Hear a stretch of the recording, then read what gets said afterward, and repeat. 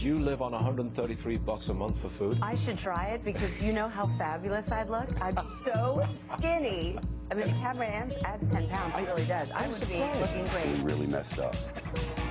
And we're all very sorry. I personally apologize to you that that happened. I am the worst journalist in the world. The White House soup of the day. My favorite radio guy in Fort Lauderdale. It's minestrone chicken sausage. I want you to watch what we're about to do because you've never seen anything like this on television.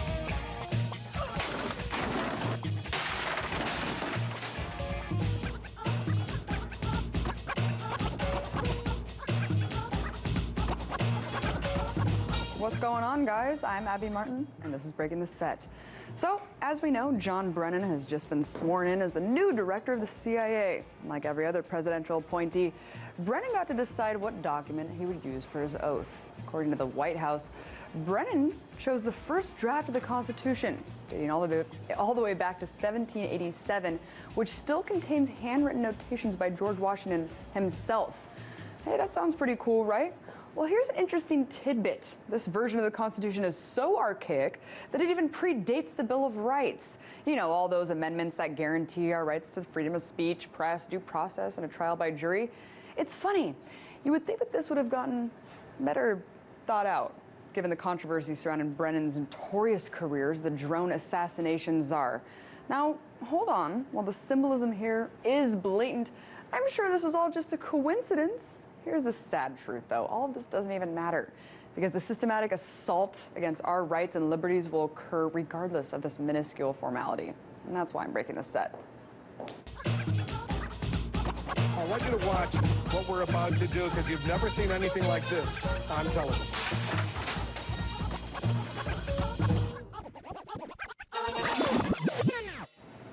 Today marks 2 years since 4 nuclear reactors at Japan's Fukushima Daiichi nuclear site were struck and nearly destroyed by a massive earthquake and subsequent tsunami.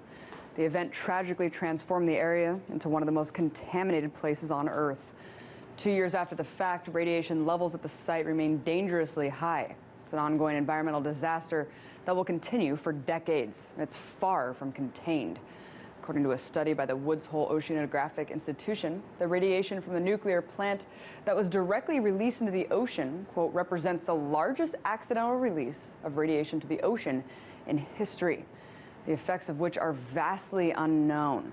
So to discuss Fukushima as well as the continued use of nuclear energy around the world, I was joined earlier by Jim Riccio, nuclear policy analyst at Greenpeace. I first asked Jim about the complicity of TEPCO, Japan's main power company, in the disaster. Here's what he had to say. We've known of the problems at GE reactors for quite some time. You know, in the 1970s, it came out that our own regulators knew that if there were an accident, a meltdown, that containment was 90% likely to fail. If you see what's actually happened in Japan, that failure rate is actually 100%. And we've known that. And we tried to make fixes, and the industry has stopped us, as the industry was stopped in Japan as well. And again, we knew that if the last line of defense, if it came down to that, the public wouldn't be protected, and that's exactly what happened in Japan. And talk about the report that just came out from Greenpeace talking about this GE Fukushima. Well, you know, the people that made the reactor aren't held accountable. The way that the laws are set up, it protects corporations rather than people. So the people pay the price of getting dosed with radiation, having to evacuate their land. You have over 160,000 individuals who can't go back, and an area the size of the state of South Carolina that's contaminated. And so we think that the people that actually contributed to the accident should actually pay for some of the costs. TEPCO has been bailed out, but GE has not paid 1 cent for an accident that they helped and contributed to causing. What is this legal loophole preventing GE from being accountable at all? Well, the nuclear industry never would have gotten into the game because splitting atoms is an inherently dangerous activity. They never would have split atoms in the first place if the governments didn't say, listen, you won't be held accountable if something goes wrong. And so all the laws, with probably the exception of India, and they're trying to fight, you know, Hillary Clinton and others were fighting to get India to change their law. So all the laws were written based on the US law that basically holds the manufacturer harmless while holding the people that run the plant accountable. The problem is they go bankrupt and it's basically hitting upon the taxpayer either in Japan or here to pick up the tab.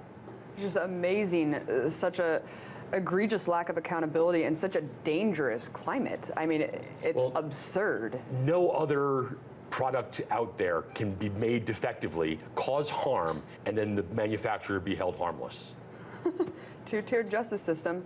And as we know, let's talk more about GE and its sister reactors here in the U.S. I mean, in the 20s, right? I mean, how many sister reactors are we talking about here of almost near identical design? And is there anything GE's doing in the wake of Fukushima to prevent something like this from happening? In fact, the nuclear lobbyists are running around Capitol Hill, getting people to sign letters, trying to prevent our regulators from actually improving the situation. We knew this was a problem. We put in vents to vent the radiation out of the containment, but they don't want to put filters on that to protect the public from the radiation. And there literally was a letter from David Vitter in the Senate and Fred Upton in the House telling the NRC to back off regulations that would protect the public from getting dosed by radiation. Now, that's not exactly the role that senators and congressmen are supposed to play when they're doing oversight of the nuclear industry. They're supposed to enforce the laws, not try to downplay the significance of problems and make them go away. And we see this time and time again with different regulatory agencies. The FDA, Michael Taylor, the vice president of Monsanto, now running food safety. I mean, is there someone in the industry that's preventing this kind of regulation from happening, or is it just a revolving door and conflicts of interest with taking the money? There has been a long history at the NRC of regulatory capture. You know, back in 1978, there was an article written on the NRC's coziness with industry, written by oversight committees. And throughout its history, the NRC has had a habit of siding with the regulated rather than the public. And they kind of confuse the fact that they're supposed to be working for us rather than for the nuclear industry. Unbelievable. Let's talk about Hanford, Washington, the most contaminated site in the country right now. Devastating what's happening there. To even have an expiration date on these tanks that are holding this waste. Is this an example of the danger facing nuclear energy aside from if a natural disaster happens like an earthquake or tsunami? We have to differentiate Hanford from commercial nuclear power. Hanford is our old weapons facilities.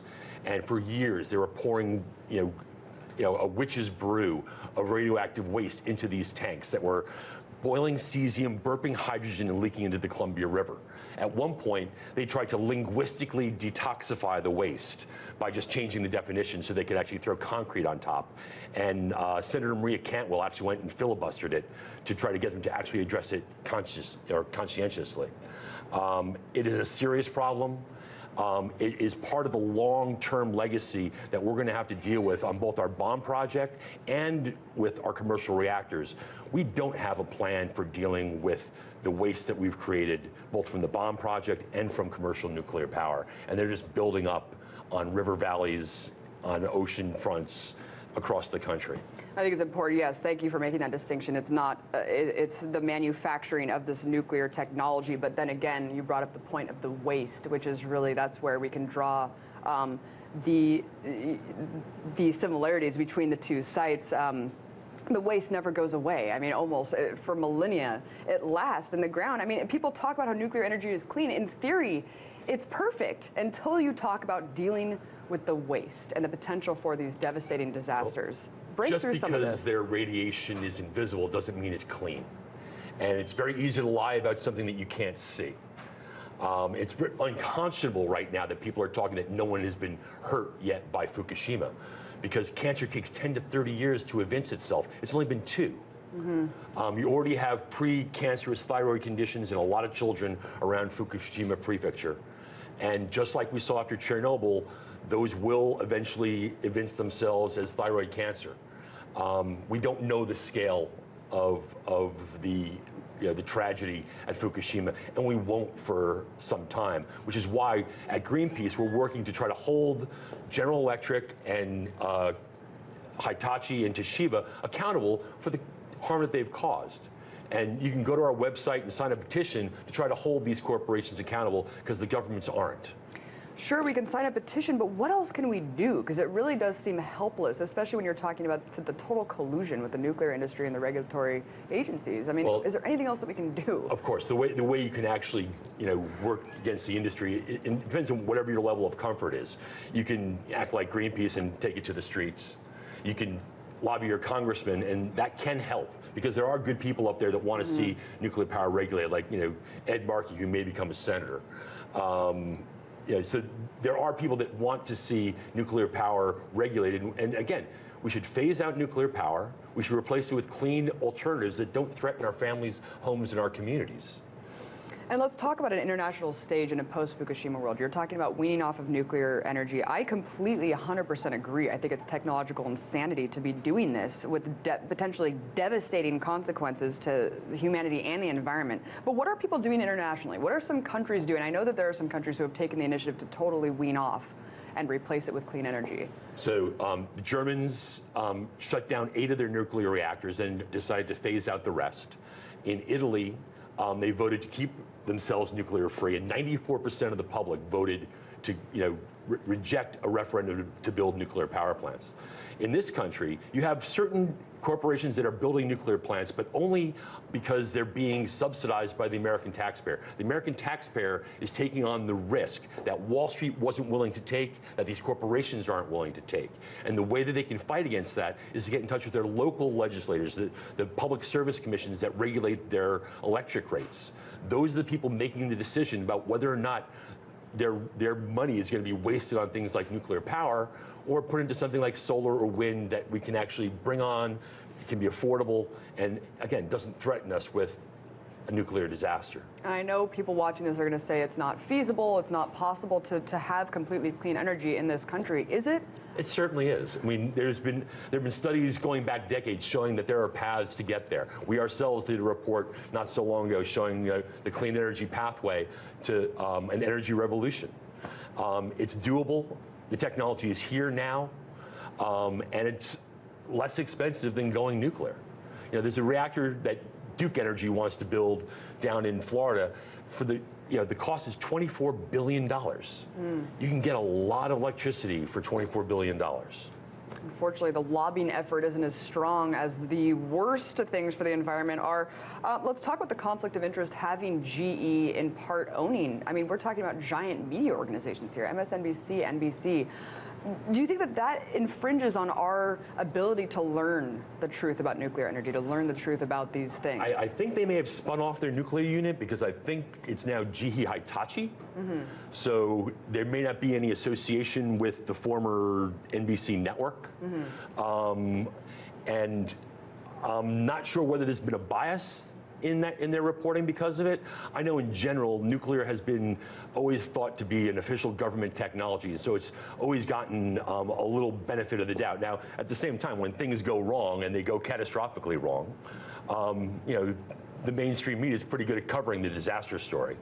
They're not very good at following up on the story and seeing what happens afterwards, where people are still suffering, and basically those corporations that caused the disaster aren't being held accountable. Well, certainly we need to hold these corporations accountable for the sake of humanity and the environment and for all future generations. Thank you so much, Jim Riccio, nuclear policy analyst for Greenpeace. My pleasure, Abby. Your time. Thank you. If you like what you see so far, check us out on Hulu. Hulu.com/breakingtheset. There, you can watch the latest episode of the show, like last Friday's, which featured some political laughs and hemp exposed. You can also scroll through and watch about every show we've done since the middle of December. So go to Hulu, favorite us, and comment on how we're doing at Hulu.com/breakingtheset. And I'll let you take a break from my preaching for now, but stay tuned to hear more on Fukushima 2 years later next. I got news for you, gang. The world is round. That's a good one, Mac. Thank you. The news begins at the with more attacks. Breaking news is the casualties in Iraq. Where's my kid? Don't tell me how much time I spent helping him. The Prime Minister. Tomorrow morning, 6 a.m. Eastern. So you say no foreign aid whatsoever to watch what happens. Coming up next. This is a Fox News.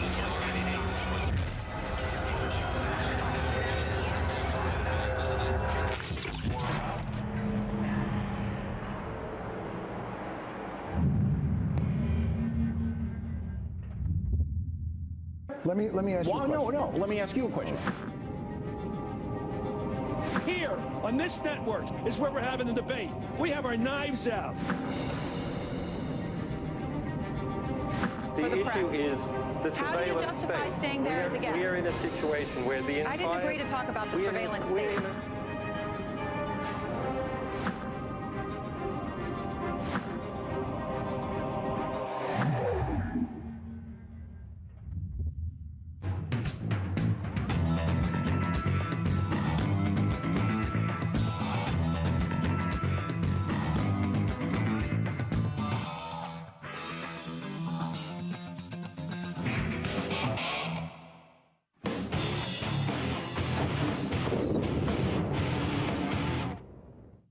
So let's continue talking about Fukushima 2 years later, an anniversary that isn't passing under the radar in Japan. In fact, just yesterday, tens of thousands took to the streets in Tokyo to protest against nuclear power. Since the tragedy struck in 2011, 160,000 people have fled their homes around the plant, turning a once vibrant coastal area into a ghost town. But even worse than the displacement of thousands is the newfound reality that the meltdown in Fukushima is beginning to yield detrimental health effects. According to a new report released this past summer, over 1/3 of the children in the disaster zone have abnormal thyroid growths, almost definitely due to high radiation exposure. So, could this all have been minimized or even avoided entirely? It's a topic my next guest has explored in his latest documentary, 311, Surviving Japan. Take a look. 原因は分かっていますが、分からせたくないという勢力もいるわけです。その時のコンセプトは、被害をできるだけ小さくして、そしてほとぼりを早めに冷まして、また原発推進に持っていこうというのがコンセプトだと思います。でもマスコミでは報道されない。私たちは、一市民である私たちは、捨て置かれたということは、一体私はどのように私は日本人というプライドを持てばいい？でも実際のところ、今もう日本ってさ、どこが安全かなんて分かんないじゃん。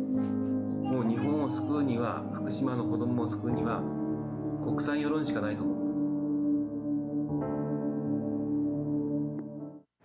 す。 So, here to talk about his experience in Fukushima and the mismanagement and cover-up of the nuclear crisis, I'm joined by the director himself, Christopher Nolan. Thank you so much for joining me, Chris. Thank you. So, what inspired you to go to Fukushima? Did you know that you wanted to make the movie before you went to help? I did not, actually. I had already been living in Japan. Oh, so what inspired you to go to the disaster site? I knew from the beginning that the truth was not being told, and I wanted to find out. I wanted to find out for other people so that I could help empower them. What did you feel like was being uncovered, and what was kind of the biggest things that you uncovered through your investigation of what wasn't being told to the public? What was not being told to the public was the health effects or concerns. It was definitely being downplayed, and you know, throughout the journey, I learned that the extent of the contamination was a lot worse than what anybody had said. I mean, yeah, I mean, as we just said earlier, I mean, we're starting to see thyroid problems and also obesity from people who are even afraid to leave their house now. But I mean, 2 years, isn't that too soon to really assess the health effects that will undoubtedly be unfolding for decades? Well, I mean, we've had other nuclear accidents, and, you know, people do know what, you know, can happen. So I don't really see the reason for kind of waiting around to see what will happen with this one. I mean, we kind of know there's going to be, people are going to get cancer eventually. All right. In your documentary, I saw that Geiger counters were actually held at customs. What happened there? Well, I got that from the Minami-Sony City Councilman. He said that the city did not receive the Geiger counters from customs for some reason, because in his quote, he said they didn't want the people to measure for themselves. They just wanted everybody to go by the official government readings, which were not quite so accurate. You know, they wanted to pretend like the radiation all landed in a circle, you know, in 30 kilometers, and it didn't affect anything else, which is, you know, far from the truth. Yeah, I mean, of course, we know that, you know, it's all part of the cover-up, really, of the extent of the damage. Through your investigation, Chris, what did you find in regards to collusion between the nuclear industry and the government? What I found is that the government is supported a lot by the nuclear industry there. So especially the Conservative Party is, I want to say they fund about 70% of their campaigns. And have you followed up with the people that you talked to there, Chris? I mean, talk about what Fukushima's like today. Well, you have a lot of problems. I mean, you know, people can't evacuate. Some people are still in denial. I mean, they've lived there for, you know, generations and generations. The thought of just, you know, leaving their lifestyle is very difficult. And, you know, some people still want to farm. They think they can do that. Families have been torn apart. It's really, really difficult. The children can't go outside by official rule for more than, you know, 3 hours because of the radiation. And it's tough. Unfortunately, I was still reading reports today even saying, you know, the state of radiation is a lot less bad than was previously told. I mean, it's not as bad as people think. I mean, it's just unbelievable, kind of the downplaying in the media still 2 years later, which, as you said, we don't see the effects of this for decades still. I mean, to kind of dismiss this as, oh, it's over, it's not really a big deal anymore is totally outrageous, Chris. Let's talk about the state of nuclear energy in Japan, because I know probably a big reason why the government was pushing forward and kind of censoring the extent of the damages and the truth was to push forward with their agenda to continue nuclear energy. I mean, what are they doing right now to push forward with that agenda? Well, they're trying to convince the public to restart the reactors, not only to keep nuclear energy in Japan, but they want to be able to sell the nuclear technology to other countries like Vietnam, Saudi Arabia, and Kazakhstan. And what's happening right now? I know that there was massive protests on the streets yesterday. Are we still seeing a kind of revolt against this agenda? Yeah, the people in Japan really don't want nuclear power to be on again. Obviously, for obvious reasons. I mean, they live at the conversion of 4 tectonic plates. It's a very, very bad place to have nuclear power plants. Right. Bad for everyone, Chris. And so your film's premiering tonight around the country. Where can people find out more information on where to see it? At 311survivingjapan.com. All right. Thank you so much for your time, for coming on. Christopher Nolan, director of 311 Surviving Japan. Really emotional trailer. I can't wait to see the full film. Great. Thank you.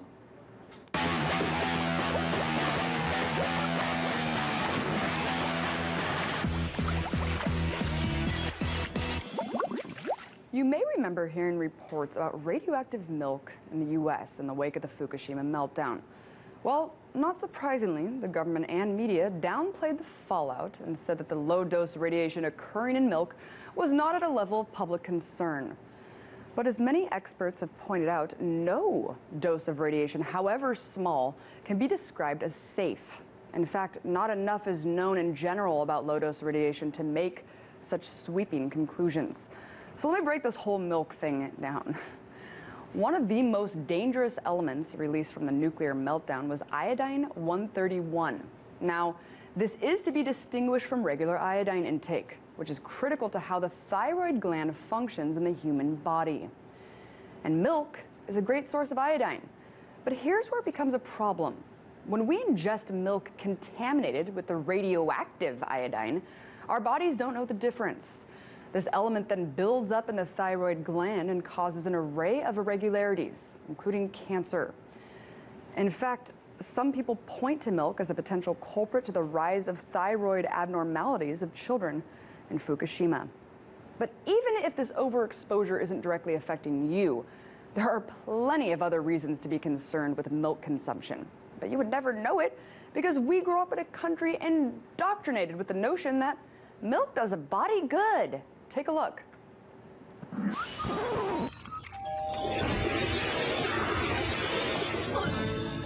Okay, who are you? The milkman.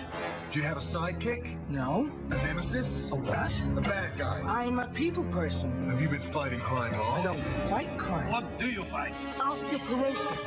A never-ending supply of milk. And chocolate milk.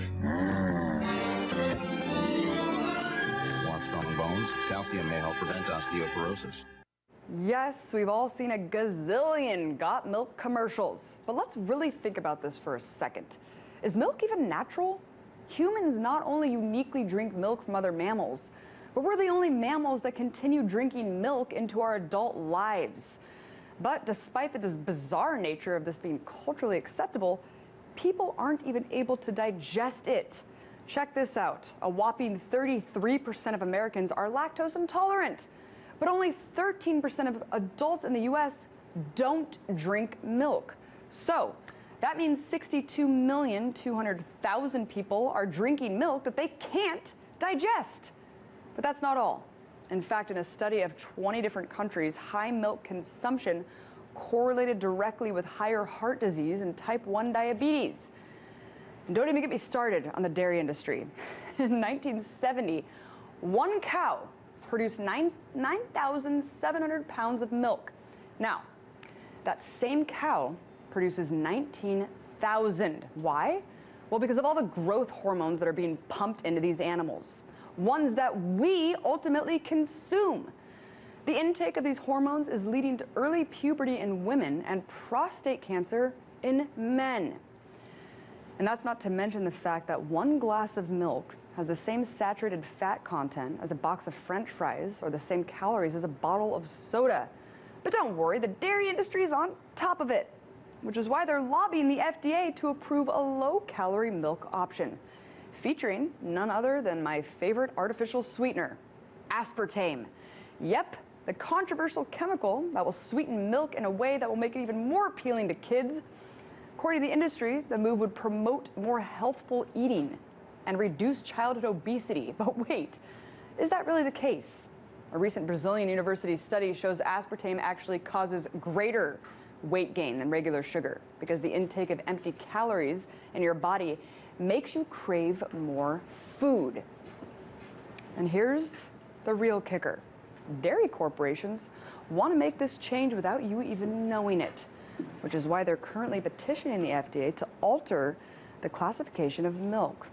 All, of course, to avoid having to give this new chemical cocktail a name other than the established milk brand. So, while milk may seem wholesome, while the industry might claim to have your best interests at heart, it's pretty obvious that this is not the case. The milk industry is only concerned with profit, just like every other business. That's why we need to do ourselves a favor here. Turn off the TV, shut off the propaganda, start asking the tough questions. Forget got milk. What we should be asking is got truth.